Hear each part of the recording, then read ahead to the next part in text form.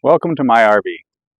This is the overview of my new solar setup in this current RV. This is a 2008 34-foot Wildcat, and we ended up putting 2,000 watts of solar and over 10 kilowatt hours of lithium on board with a residential lithium setup.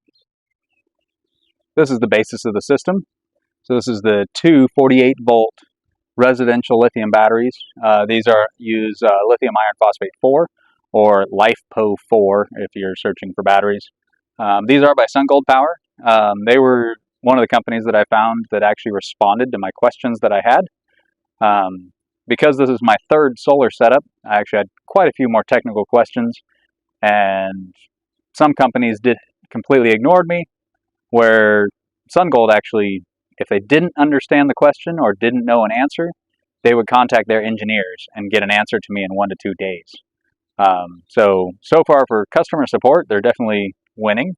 I've now had this system for 2 months, and any questions I've had or any odd things that have come up, I've talked to them and they get right back to me.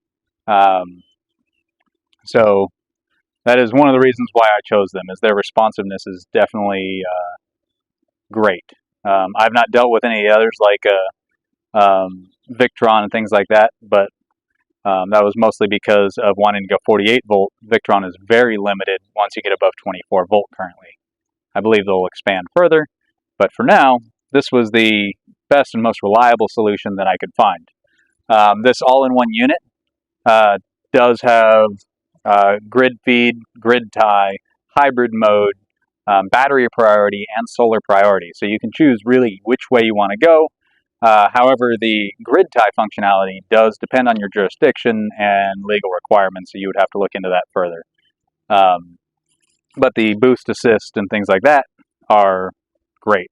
For example, I have this set up to where anytime that the loads are on, if I have shore power connected, it will prioritize solar over shore power. So if I have a 1400 watt load when my air conditioner is running, and I have 1200 watts of solar coming in, it will only use 200 watts from the grid. So it is a really neat system for that. And you can run that without the batteries.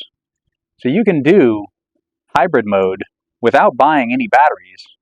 And for example, if you were living full-time at RV parks, or a snowbird that goes down to Florida and pays a monthly rate where you're charged for your electricity, you could get just this and the solar panels up above and reduce what you're paying all of the time. Now, you would have to factor in the cost of your return on investment if you're really worried about that.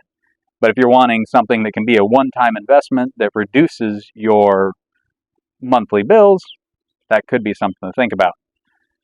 We'll cover up on the roof next. These are the solar panels that I have on the roof.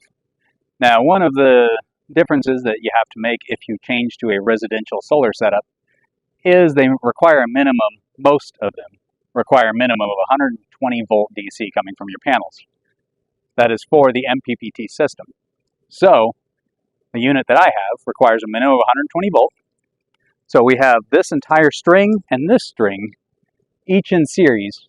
It's like 194 volt is what these would be running at, and roughly 5 amp each that are combined to go down to the bottom.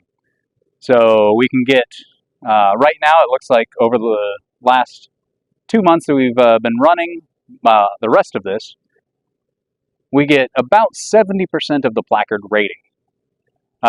One of the things to note is because of the voltage rating of this setup, I do shut it down anytime I'm coming up here, because 190 volt DC is rather high and is something to think about in regards to safety. Really, any voltage, even a single panel of these, can put out quite a bit of power and can be harmful depending on the situation.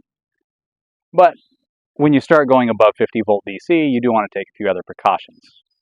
These panels do run through a breaker, a lightning arrestor, as well as are all grounded to the frame of the RV. So when you get into the bigger systems, you do want to take precautions like that. Originally, I only had the first 12 panels up here in the front, so from right here forward, and they were set up in 2 separate controllers in a 2 series 3 parallel array for each controller, and that created the 48 volt down to the mppt that used to run my 12 volt batteries. That worked. It was decent, but it was nowhere as efficient as running this 190 volt setup. We do have space further if we wanted to add another 1,000 watts. Because these are all 100 watt panels, as long as I run the same configuration further down, I can add another array to the same setup because my charge controller can handle 5,000 watts. So right now we're at 1,000 watts per side, and I could put another 1,000 at the end. I did make sure that on this installation that there is space around the air conditioner to be able to maintain it, and there's space around my front and rear vent to be able to maintain that, check seals, and do repairs as necessary. Anything that was underneath these panels, including the old antenna, have been resealed and inspected to make sure there's no leaks before putting anything down. All of the panels are mounted and sealed to ensure that we don't damage the RV any further than what this 2008 has already been through. But here's the panels. We tried to keep it as low and efficient as possible. The highest point of these panels is no higher than the air conditioner, so I don't have to worry about a change in my height while I'm traveling. So there's the overview of the entire system. I will have links to these systems if you'd like to look into more information on it.